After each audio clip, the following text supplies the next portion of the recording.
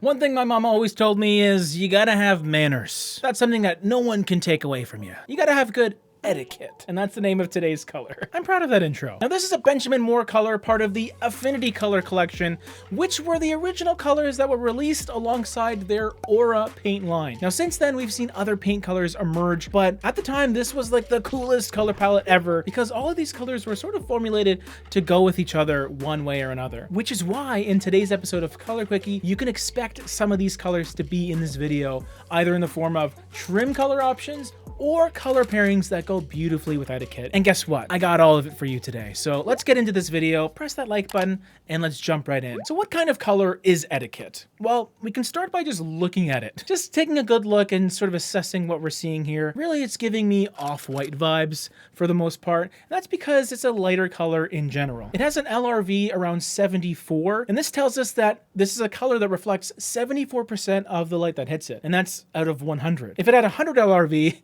it would be like pure white, blinding paint, which I don't think exists at this point. But I can vibe with the 74 LRV paint color. It's not too light, but it's also not in that perfect range that a lot of designers gravitate towards for interior work, like that low 60s range. 74 is light enough that you can run the risk of this color sort of fading into the background and maybe feeling washed out, especially if you have a ton of light. But what's nice about it is its undertones do make it a little bit unique. And really what you're getting here is sort of a muted beigey color. You might call it a form of grayish because it is sort of grayed out. What makes it different, however, is this almost pinky peachy quality that really sets it off. Beige colors that have a lot more gray than this one, they can feel a little bit greeny or muddy at times, but I find that Etiquette has this freshness to it that sets it apart from the rest. I think it's a great choice for a main color in a home. Let's say you're trying to paint the major part of your hallway or your foyer or your living area. This is a color that you can really go with because it still has that neutral aspect that makes it flexible and versatile. The only thing I will say is that pinky peachy quality isn't super common, so you might not be used to how it interacts with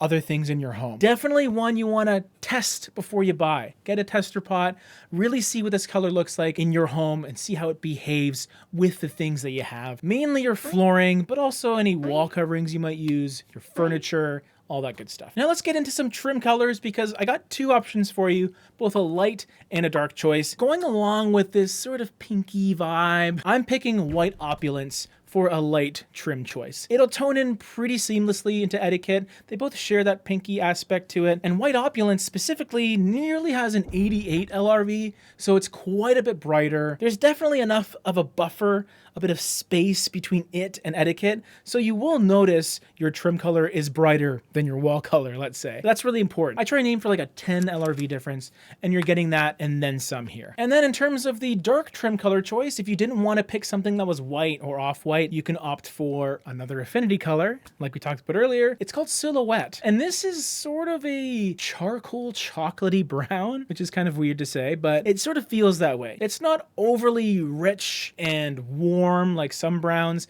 It has this sort of dusty slate brown quality, and I've always found that in person, Silhouette can sometimes have just a little bit of a red feeling, which is the connection between it and the pink aspect in the other colors. It's very faint and very subtle, but I picked it because it essentially isn't a greeny, taupey brown. I just feel like it's a very true brown. It's kind of what you're expecting without feeling like, you know, hot chocolate or something very saturated. Now, because we're starting with Etiquette, which is a pretty passive color, all things considered, I have three color pairings that all have a similar level of saturation. They're bringing some color into the palette, which I think is important here. And also because we started with a pink, I want to have a little bit of fun. So the first one is the least fun option, I suppose. It's called Stonehouse, and really this is sort of an almondy kind of color, a sandy tan that has a little bit of a golden orange, kind of like a harvest sort of yellow color. Similar to Etiquette, feels neutral, but there's something else going on. It definitely has some energy to it. It's lively. It's kind of like the color behind me right now. Just sort of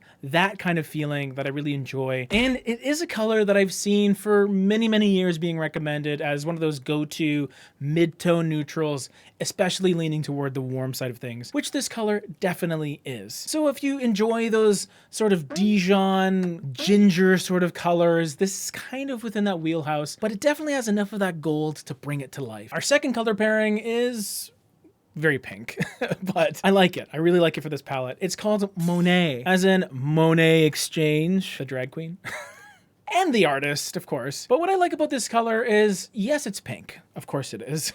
Some people may not be able to look past that, but I think it has this nice quality to it where it's sort of soft, blush. It almost has this round purple kind of aspect that is softening it. So it doesn't feel very bubblegum to me, especially in person when you use it in practicality. Also not a color that I would paint more than one room in. This is sort of a special color, an accent choice, let's say. But I don't want you to think of this color as, you know, only reserved for the girls' room, let's say. You can dabble with this in your office if you wanted to, if it suits your personality, even a kitchen, you know, why not, right? There's a lot you can do here, but you just have to sort of buy into the pink aspect, which not many people can do. And then you have the accent color. Now, if you thought Monet was the accent, this one is even more so, mainly because it's fairly complementary to everything else on the color palette. It really, really pops. And the color is called Azores, a beautiful, perfect blend of blue and green. This is a color with a 33 LRV, maybe a bit more. So it's rich, but not too dark where it's gonna feel heavy. This is a buoyant color. It is fun. It is minty fresh, kind of a pistachio gelato feel. Green is extremely complementary to anything red. So that goes for pinks, but even that silhouette color, that brown,